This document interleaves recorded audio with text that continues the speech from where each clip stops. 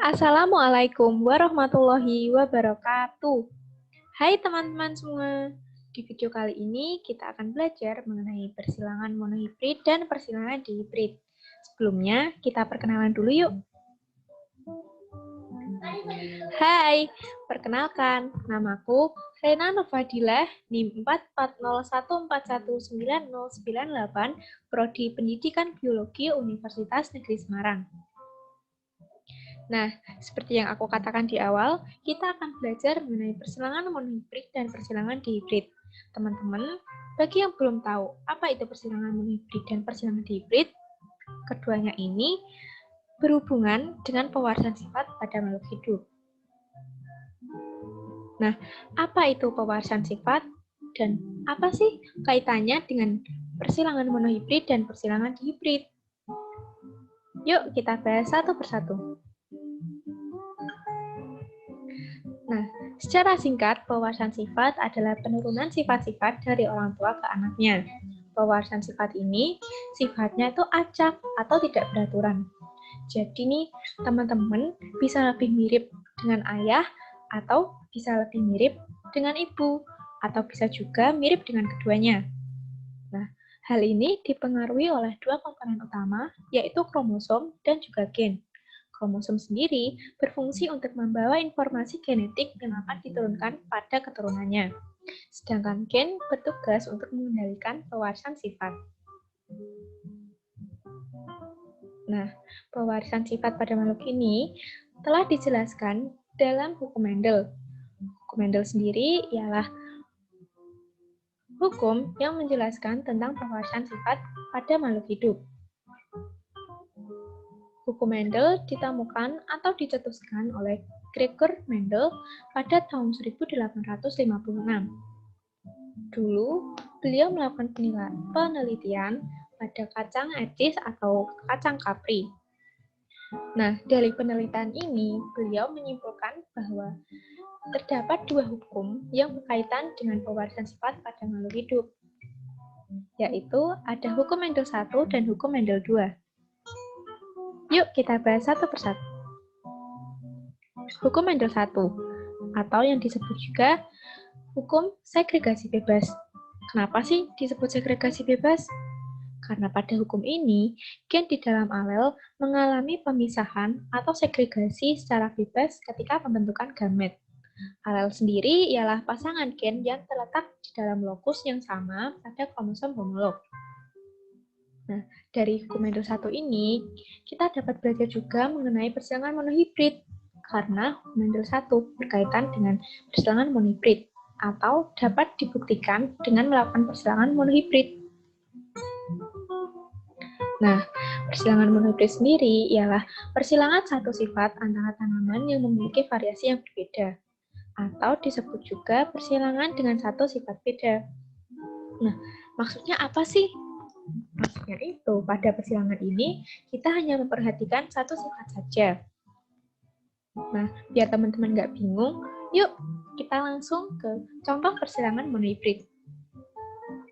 Nah, pada persilangan monohibrid ini ada beberapa istilah teman-teman, seperti parental, filial, fenotip, genotip, dan juga gamet. Parental itu dapat disebut juga indukan atau orang tua, sedangkan filial disebut anakan, dan fenotip itu adalah sifat yang tampak. Nah, kita lihat pada contoh persilangan berikut. Pada generasi 1, terdapat P1 atau parental 1 dengan fenotip tanaman berbunga ungu disilangkan dengan tanaman berbunga putih. Tanaman berbunga ungu ini memiliki genotip U besar dan gamet U besar. Sedangkan tanaman berbunga putih memiliki genotip U kecil dan gametnya U kecil. Ketika keduanya disilangkan, maka akan menghasilkan S1 atau filial 1 dengan 100% U besar U kecil, tanaman anakan berbunga ungu. Kenapa bisa berbunga ungu? Karena tanaman berbunga ungu lebih dominan daripada bunga putih.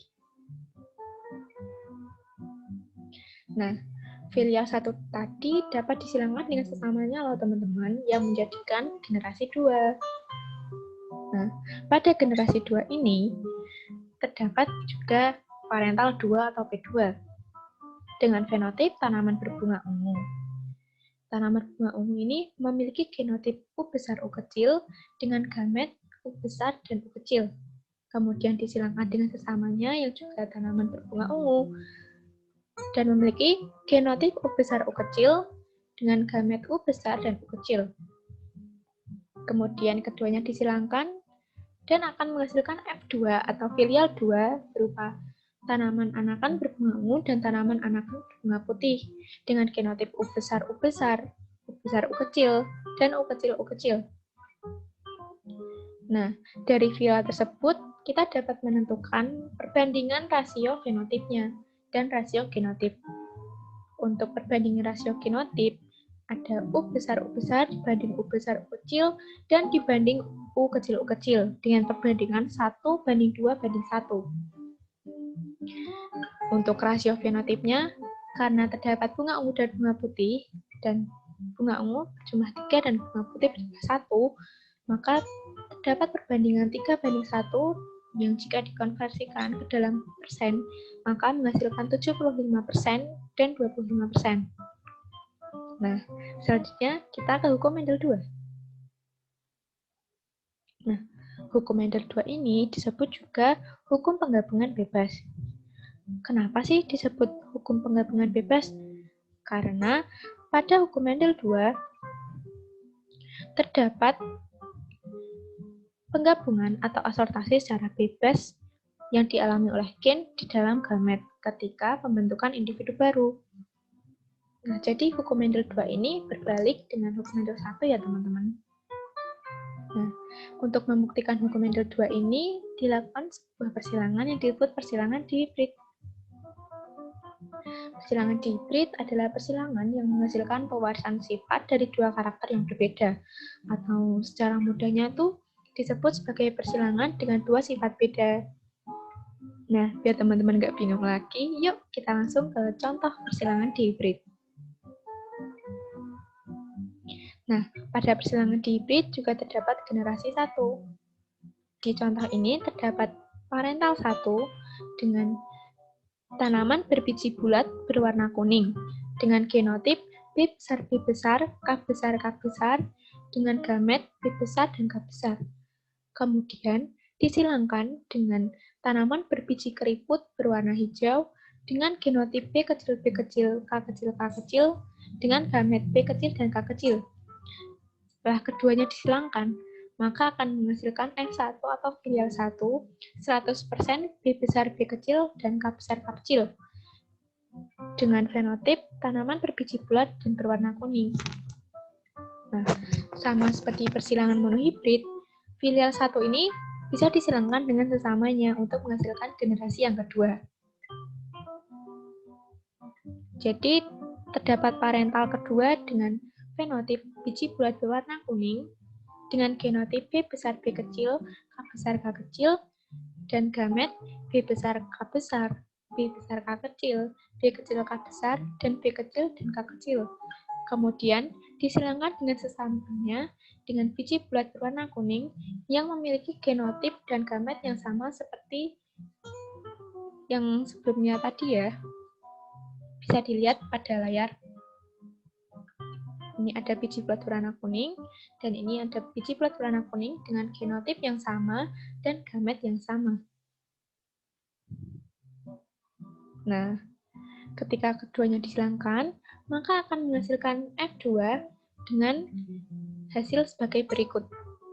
Jadi, tumbuhan yang betina disilangkan dengan yang jantan, maka akan menghasilkan keturunan sebagai berikut.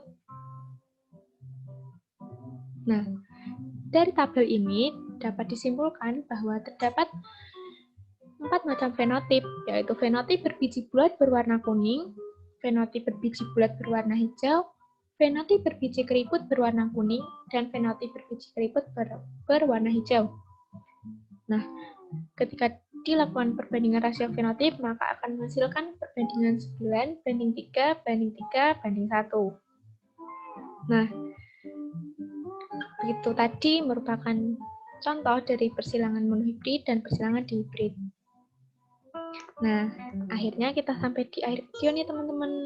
Gimana? Udah paham belum apa itu persilangan monohibrid dan persilangan dihibrid? Aku harap teman-teman paham ya. Sekian dulu yang dapat aku sampaikan. Terima kasih atas perhatian teman-teman semua. Wassalamualaikum warahmatullahi wabarakatuh.